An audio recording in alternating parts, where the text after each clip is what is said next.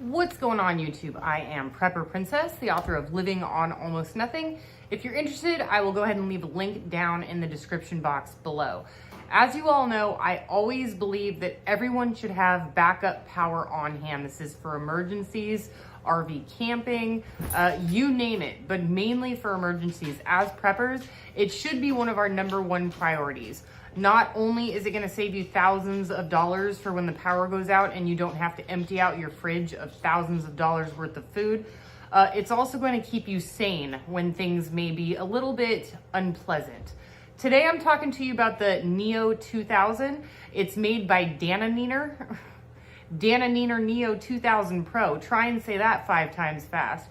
But I'll leave all the links in the description box below. But what I think is really great about this particular unit, first of all, it's super easy operation, but for what you're getting, the price point, it pretty much can't be beat. So what you've got is a 2000 watt unit. I believe it's 2072 watt hours. Don't quote me on that. I don't have the manual in front of me, but we will be going over the manual at the end of this video. And what it's priced at as I'm making this video, it may fluctuate, but it's $16.99, but there's a $450 coupon on Amazon. So that brings it down to like $12.50.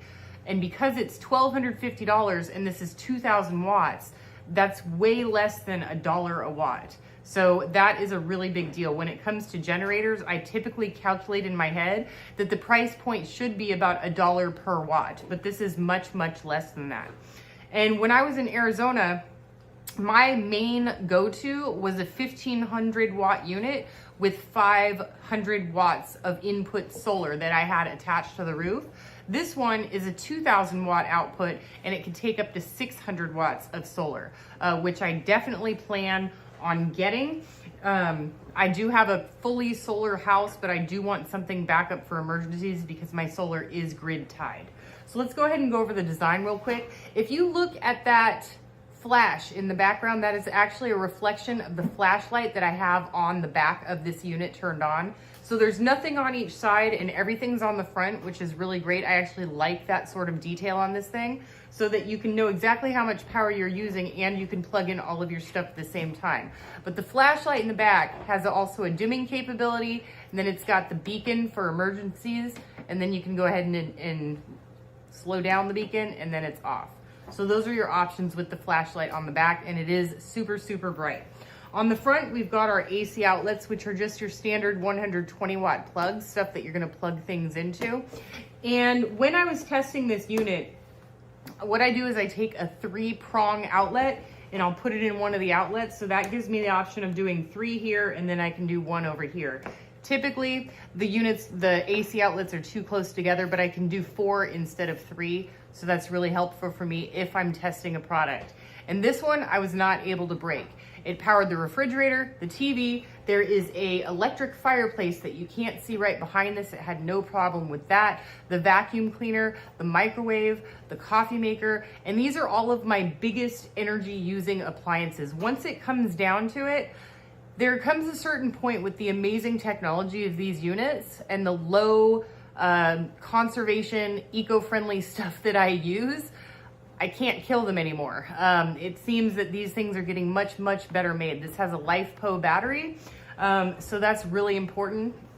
And then we've got the inlet here. This is all of your inlets. So you've got your solar inlet right here, your reset button, and then your inlet for doing it on the wall. Now, when I charge it on the wall, it takes less than 2 hours to charge. That's a big deal. If you get an emergency signal and it's been sitting for a while, you're gonna be able to have 2 hours to do it. And a lot of units take a lot longer, typically 4 to 6 hours, some even 8 that have a high capacity battery like this one, but it's really good to have it charged within 2 hours. But one thing about that is you do want to be careful and you don't want to have other high powered objects on the same outlet while you're charging the unit, because that can cause your breaker to go kaput if you have older wiring in your house. Over here, we've got your standard cigarette lighter outlet. And then here we've got the laptop plugs. I believe they're called QC 3.0s over here. And then we've got the PD 100 watts right here. This, I actually don't really know what that button does. I am very curious. I've pushed the button. I wonder, oh, it just did something.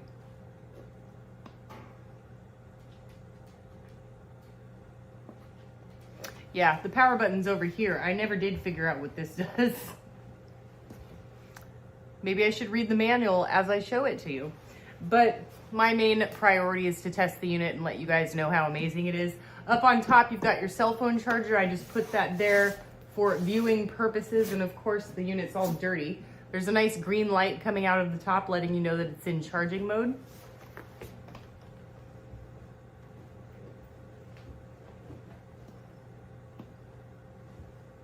Hold, please.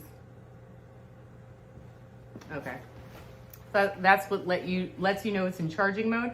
This is again, this is like one of the type. This is if this was not sent to me for free, which it was, full disclosure, I would probably buy this unit myself. All right, folks. So what we're gonna do is go ahead and go over the manual, and I'll also show you some of the things that I did to test out the products. Unfortunately, we can't do much outside.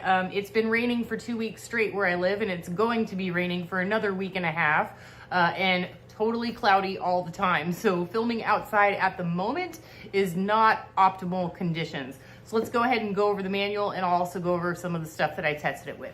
So let's get to it. Alrighty, everybody. So what we've got here is the manual, and I do want to tell you all real quick that I don't just review any solar unit. I actually sent 2 back this week, and I told them I could not promote their product because both of the solar generators that were sent to me did not have pass-through generation.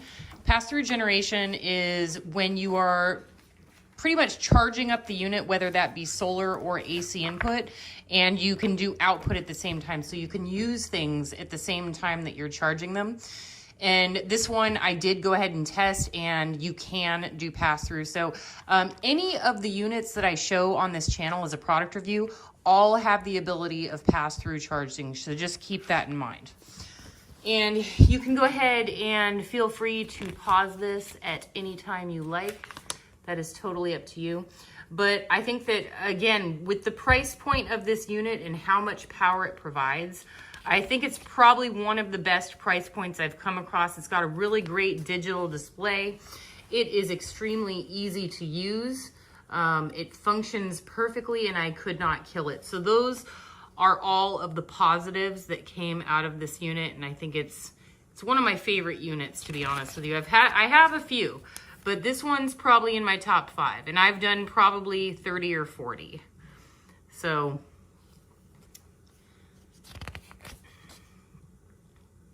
and this one has excellent temperature control, so it goes from really low to really high temperatures, and it'll still work.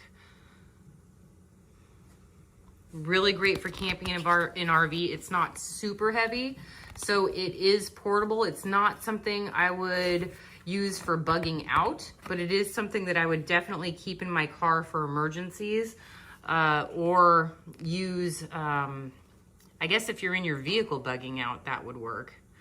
It also charged my electric battery, or my electric bicycle, no problems.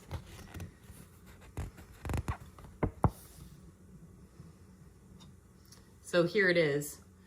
Can I charge other devices at the same time when the power station is charging? Yes.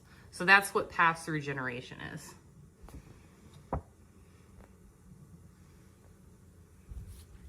All right, folks, that's what we've got for you.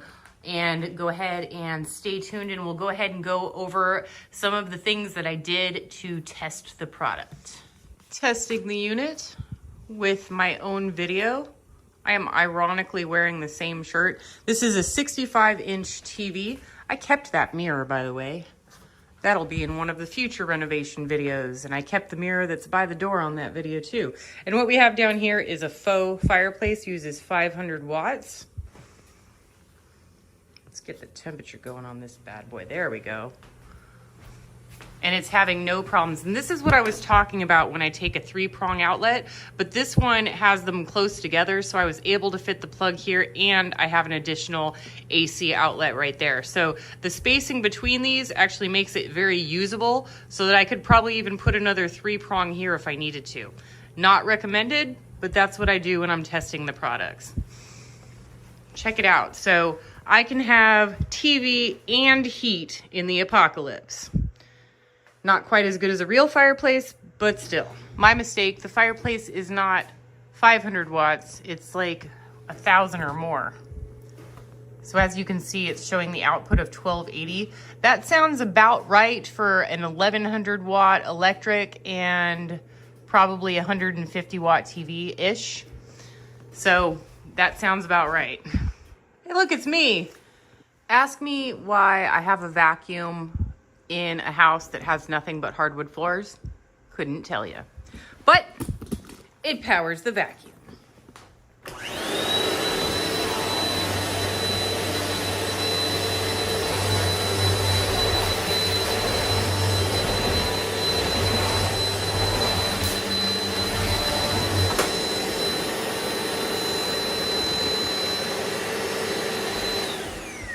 And it terrifies the puppy at the same time. All right, so I've been testing this and it did go through the surge process. Every refrigerator has a surge and it went through the surge no problem. And I know that, I apologize if you see any mess in the background.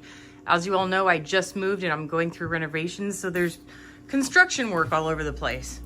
And I have this giant inefficient refrigerator, which does not tell me how many watts it uses, but it will easily power the refrigerator and the freezer. See, I thought it was an energy inefficient fridge, but it's only using 120 watts. That's really not that bad. And don't forget, once it cools down fully, it goes down to 0 watts for a while and then kicks back in. But this, just based on this would last a good, probably 2 days. 2 days of full refrigeration without any issues or stopping or recharging. But if you're bringing in 600 watts and you're only using 120 watts, minus the however many hours of nighttime, you might be able to power your refrigerator indefinitely. Microwave, no problemo.